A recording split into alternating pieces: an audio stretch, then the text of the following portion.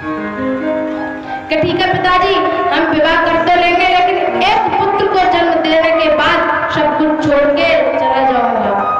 ये मेरा वादा है कि मैं विवाह कर लूंगा, पर एक पुत्र को जन्म देने के बाद मैं सब कुछ परित्याग करके चला जाऊंगा, सब कुछ छोड़ करके चला जाऊंगा। आज मनु महाराज अपनी बेटी से कहते हैं, देवहूति से एक पुत्र को जन्म देने के बाद सब कुछ छोड़कर चला जाएगा। देवहूति की आंखों में आंसू आ गए, देवहूति की आंखें सजल हो गई कि मुझे भगवान की भक्ति करने वाला इतना अच्छा पति मिला है। मुझसे ज्यादा बड़ा भाग्यशाली कौन होगा कि मुझे भगवान की भक्ति करने वाला पति मिला है। आज के जमाने में कौन भक्ति करता है? आज की तो माताओं को पता होगा कि वो कौन सी भक्ति करते हैं। कल हमारे महाराज जी ने भी बताया था, उन्होंने भी बताया था। तो वो भक्ति होती है कि सुबह जाएंगे काम पे और शाम को आएंगे, आते बोलेंगे अरे खाना लगाओ, उन्हें अपना ही होश नहीं है, इधर का हाथ उधर फेंका, रे खाना नहीं लगा रही। अब भगवान की भक्ति कौन करता है? तो आज मनु महाराज की बेटी इतनी खुश है कि मुझे भगवान की भक्ति करने वाला पति मिला है, और आज की हमारी माताएं रोती हैं कि ये हमें शराब की भक्ति करने वाला पति मिला है।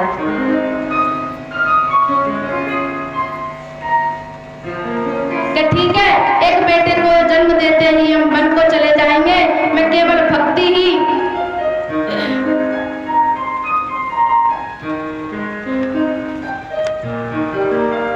कि मैं एक बेटे को जन्म देते ही वन को चला जाऊंगा, विवाह तो कर लूंगा, लेकिन मेरा ये वादा है। आज मनु महाराज की बेटी की आंखें सजल हो गई और आंसू आ गए कि मुझे तो इतना अच्छा पति मिला है। देवहूति का विवाह कदम जी के साथ होता है। अपनी पत्नी को लेकर के कुटिया में आए हैं। जब कुटिया में लाए हैं, देवहूति ने देखा ऊपर घोंसले लटक रहे हैं, कहीं बिच्छू लटक रहे हैं, चूहों के भिल हो रहे हैं। तो कहा, प्रभु आप कहाँ रहते हो? कि हम तो ये जो कुटिया में ये आसन बिछा है ना, हम तो इसी पर बैठ करके और अपने गोविंद का भजन करते हैं। करदम जी बोले, एक आसन पर उसी पर बैठे रहते हैं और हम भजन करते रहते हैं। आज सोच रही है, मेरे पति देव भगवान के चरणों के कितने आदि हैं। धीरे धीरे समय व्यतीत होता गया। करदम जी के 9 बेटियां हुई, करदम जी के 9 बेटियां हुई। करदम जी घबरा गए, नहीं बोले मुझसे बड़ा भगवान कौन होगा, मुझसे बड़ा भाग्यवान कौन होगा कि मेरे 9 बेटियां हुई हैं, मैं 9 यज्ञ कराऊंगा। आज के जमाने में तो एक ही हो जाए, अगर लड़का हो गया तो इतने हंस के बोलेंगी, इतना उछल के पैर उठेगा।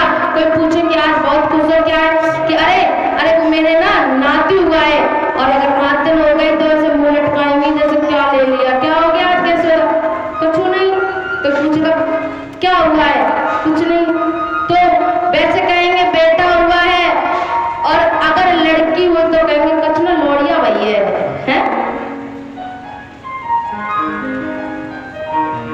इतना फर्क क्यों समझते हो? तो आज करदम जी के 9 बेटियां हुई हैं, वो बोले हमसे बड़ा भाग्यशाली कौन होगा, हम 9 यज्ञ कराएंगे, हमारे 9 बेटियां हुई हैं।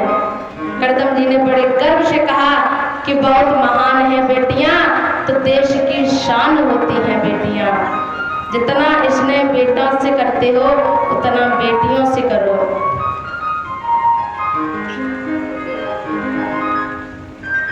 तो 9 बेटियां हैं। 10वें संतान के रूप में एक बेटा आया है करदम जी के, जिनका नाम है कपिल भगवान। आज कपिल भगवान का धरती पर अवतार हुआ है। बोलिए कपिल भगवान की जय। करदम ऋषि के 9 बेटियां हुई हैं और 10वें संतान के रूप में आए हैं कपिल भगवान। और जैसे ही कपिल भगवान आए, वैसे ही करदम ऋषि कहते हैं, देवी आज मेरा वादा पूरा हुआ और अब मैं सब छोड़ छाड़ के परित्याग करके जा रहा हूँ। मेरा ये वादा था कि मैं तुम्हें एक बेटे को जन्म जरूर दूंगा और चला जाऊंगा। एक पुत्र भी आ गया, अब मैं वन चला जाता हूँ। चले जाते हैं और माँ के सामने वन बैठे हैं। भगवान कपिल माँ के सामने बैठ गए और मैया कहती है कि आज मेरे घर में सुंदर लाला आया है। आज मैया इतनी खुश है और चंदन लगाती है, मैया आंखों में काजल लगाती है, मैया इत्र लगाती है, अपने लाला के समान आसन पर बैठी है। कपिल भगवान मैया श्रोता बनकर बैठी है। लाला ने कहा, मैया तू ये क्यों करती है? तू मेरे सामने, मैं ऊपर बैठा हूँ और मैया तू नीचे क्यों बैठी है?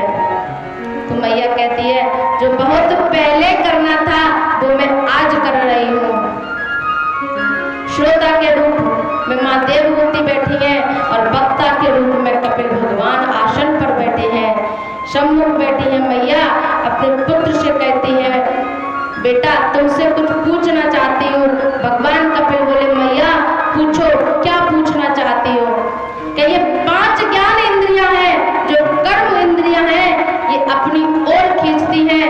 कान कहते हैं सुंदर संगीत चाहिए और होठ कहते हैं कि हमें भजन करना चाहिए और जिह्वा कहती है कि हमें सुंदर स्वादिष्ट भोजन चाहिए और आंखें कहती हैं कि हमें मेरे गोविंद का दर्शन चाहिए और हाथ कहते हैं कि हमें दान करना चाहिए। तो आज मैया ने कपिल भगवान से सवाल किया है कि बेटा ये बताओ, हम करें तो करें क्या? इन 5 सवालों में से हम कौन सा सवाल बताएं और कौन सा करें, ये बताओ। भगवान कहते हैं कि सबसे पहले जो व्यक्ति अपने आप को वश में कर लेता है, उसके जीवन में केवल भक्ति ही रहती है। मन को बस में करना ही भगवान नाम का संकीर्तन है। अगर आपने अपने मन को बस में कर लिया तो समझो आपके बस में सब कुछ है, और अगर आपने अपना मन ही बस में नहीं किया तो आपके हाथ में कुछ नहीं है। अगर तुमने अपने मन को बस में कर लिया तो सब कुछ कर लिया। अरे मन के हारे हार है और मन के जीते जीत। अगर आपने अपने मन को बस में कर लिया तो आप जीत भी सकते हो और आप हार भी सकते हो। मन के हारे हार है और मन के जीते जीत, और मन ही मिलावत राम सो, और मन ही करत फजीत। आपका मन ही आपको राम से मिला देगा और अगर चाहे तो आपका मन ही आपके फजीते करवा देगा। कपिल भगवान कह रहे हैं कि मन को बस में करना यही सबसे बड़ी भक्त है। दूसरा प्रश्न करती है मैया, लाला इस संसार में आता है व्यक्ति, जिस दिन आता है और जिस दिन जाता है उसके बीच जो सबसे ज्यादा भक्त करता है तो किस समय करता है?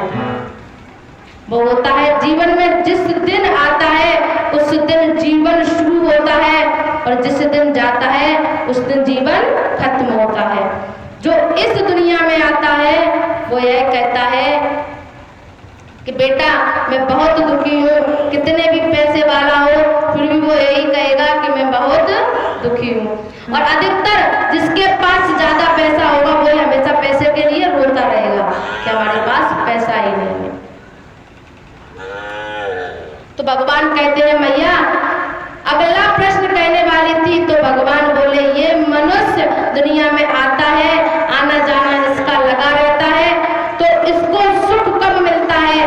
संसार में तो आदमी सुखी नहीं है, तो इसका मतलब है सबसे ज्यादा मैं सुखी रहता हूँ। भगवान कपिल कहते हैं मैया, मनुष्य गर्भ में कभी सुखी नहीं रहता। गर्भ में तो जब वो उल्टा लटकता है तो भगवान का भजन करता है, हे भगवान मुझे बाहर निकालो, मैं कभी ऐसा कोई काम नहीं करूंगा जो मुझे ये नर्क भोगना पड़े। सबसे ज्यादा मनुष्य भजन जब करता है जब गर्भ में उल्टा लटका होता है।